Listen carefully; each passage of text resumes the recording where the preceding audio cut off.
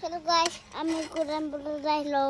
আমি কাম কৰি খাব লাগিব যে আমি কাম কৰা মানুহ যে তো গাইস আমি আইছো কল্যাণপুৰত